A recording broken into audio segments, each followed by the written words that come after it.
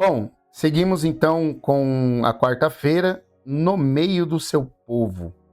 Também Êxodo ali 25, de 1 a 9, né? E aqui sim, nós vamos falar então sobre exatamente o santuário, como a presença visível, né? Mesmo guiando Israel ali pela nuvem, pelo fogo, Deus pediu a construção de um santuário. E me farão um santuário para que eu habite no meio deles. Deus queria estar no meio do povo, né? E falou, e tem que ser assim, tem que ser desse jeito. Isso tem um significado, né? Muito grande, porque Deus queria, além dele libertar, além dele conduzir, além dele passar todas as orientações, ele queria se manifestar no meio do povo. E o meio de se fazer isso é através do santuário, e Deus então mostra para Moisés que para que isso acontecesse deveria seguir à risca o que ele iria mostrar. E qual que é o modelo que aparece? O santuário celestial. Então, nós adventistas do sétimo dia, nós acreditamos que existe um santuário no céu.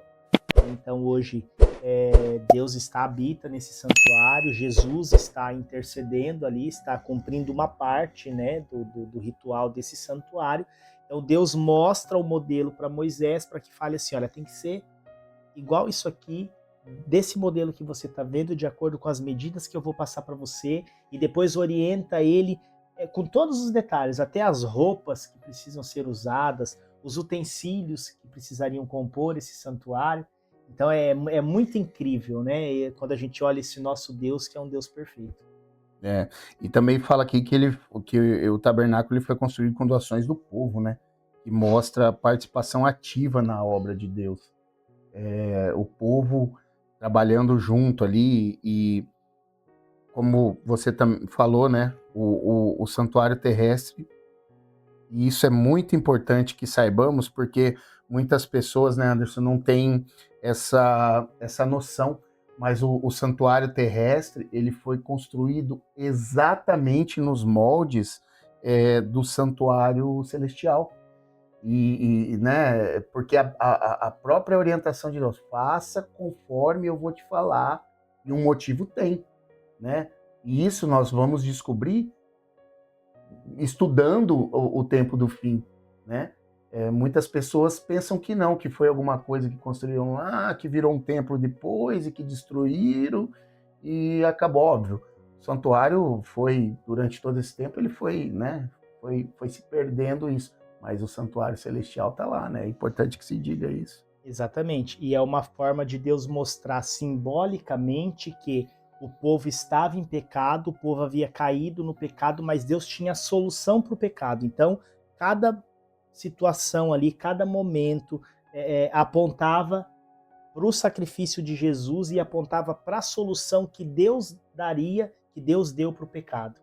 Né? É igual eu falei aqui, a forma simbólica, né, na lição de ontem, né, do coração, falando sobre aqui a forma simbólica aqui do transplante. Eu usei um contexto aqui para tentar. Então, o santuário também é uma forma simbólica que Deus encontrou, uma forma didática, né, que Deus mostrou, uma forma prática ali, para que eles pudessem entender que mesmo na situação que eles estavam, numa situação de pecado, Deus estava ali, Deus estava preocupado com eles e Deus tinha um plano para salvar quem quisesse, né, do pecado, porque quem não quisesse receberia ali sua condenação. E dentro desse plano, nós chegamos também ao final do santuário celestial, do santuário terreno, né? E quando Jesus, então, ele morre, a morte de Cristo, a Bíblia fala que o véu se rasgou, né? Em Mateus, e é encerrado esse simbolismo, né? Esse simbolismo, ele termina, pois Cristo, ele iniciou aí o seu ministério, o santuário verdadeiro, né? Então ele deixa a terra e aí ele vai como o sacerdote, enfim, e o sumo sacerdote dentro do santuário celestial. Então, o santuário celestial, o santuário terrestre permaneceu aqui, né? Deus habitando no meio do povo, né? Deus fazendo a expiação dos pecados, e Cristo finaliza esse simbolismo, então, dá um fim à morte, né? Ali, então, Cristo venceu toda a questão da morte. Com a morte de Cristo, nós temos o fim da morte. Ali a morte Exato. acabou. Ah, mas tem gente morrendo. Não, tudo bem, tem gente morrendo, mas Mas só está morrendo aqui, né? só está morrendo aqui. Cessa a necessidade de se matar cordeiros. Por quê? Exato. Porque a partir do momento que Jesus morre ali, Jesus é apresentado, eis o Cordeiro de Deus que tira o pecado do mundo.